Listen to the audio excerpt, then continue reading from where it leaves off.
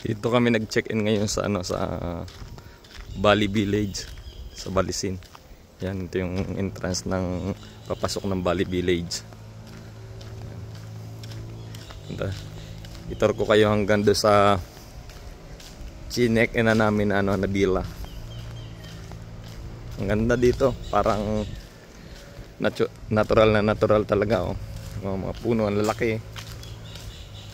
Para ka talagang nasa typical na na village. Hindi nila tinanggal yung mga kahoy yan.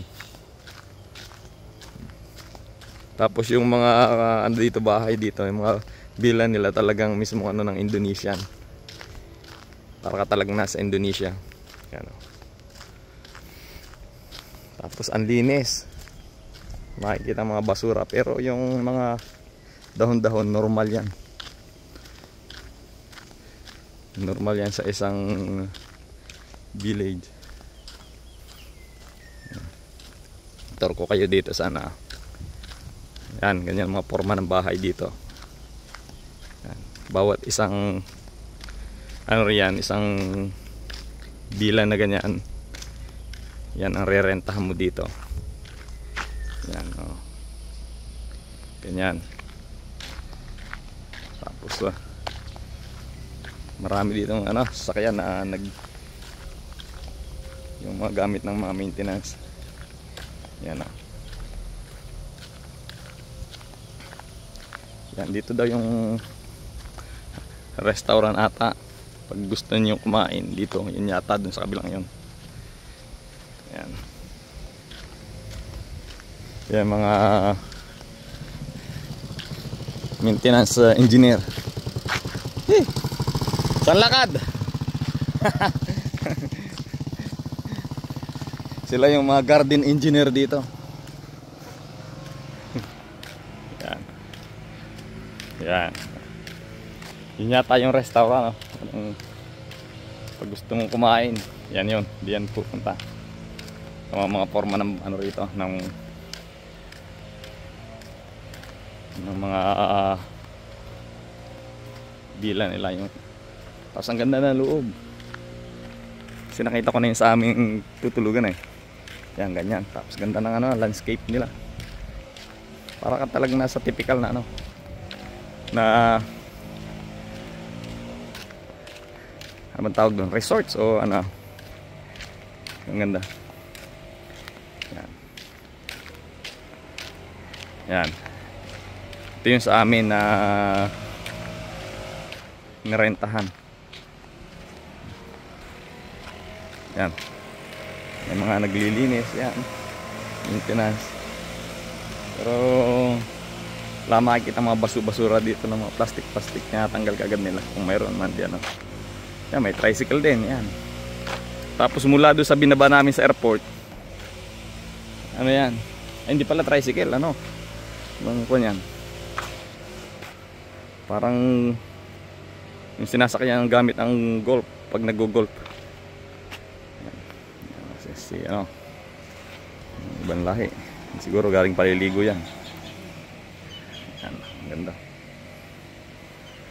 Golf car yata yun. Ewan ko kung anong tawag din. Yan. Yan naman yung titirhan namin for 3 days. Yan ba yun? Parang mali yata Parang naligaw na yata ako Hindi pala yun. Alin ba? Lumot ko na yung dinaanan ko kanina Bali, hanapin ko yan. Parang dito yata yun. Bah, may fountain dito. Ganda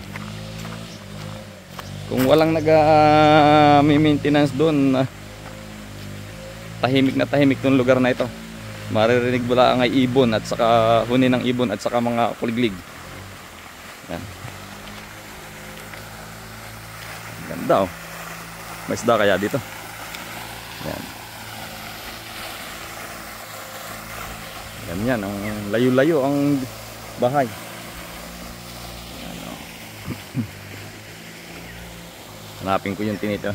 Baka parang namali na yata ako.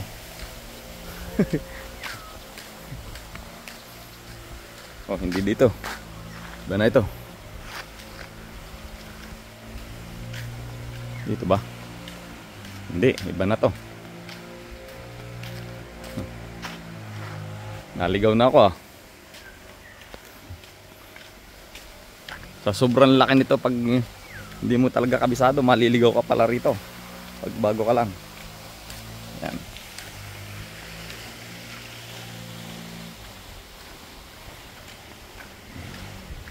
Yan. Tapos pare-parehas ang design ng bahay kasi.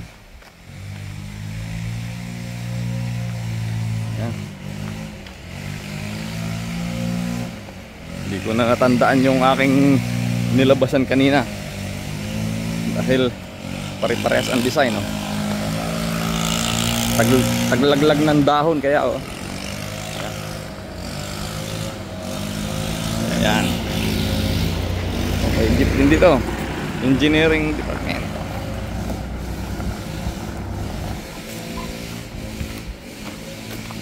Ayan. Sakayan ang mga maintenance. Engineering department dito, nakalagay doon sa unahan.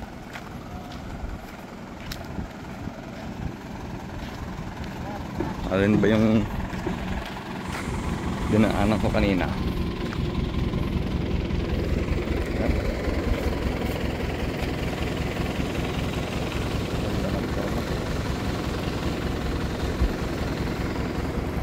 Yan. Dito yung sa amin palagay ko. Ito 3, dito nga kami. Yan.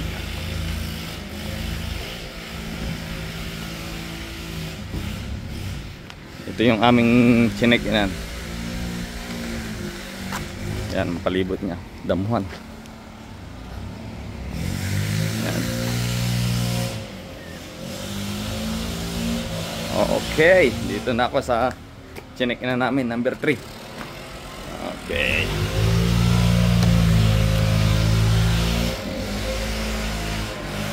Nililinis sila. O sige, turok ko pa kayo sa ibang lugar dito sa Balisin para makita nyo kung gaano kaganda ang Balisin Island.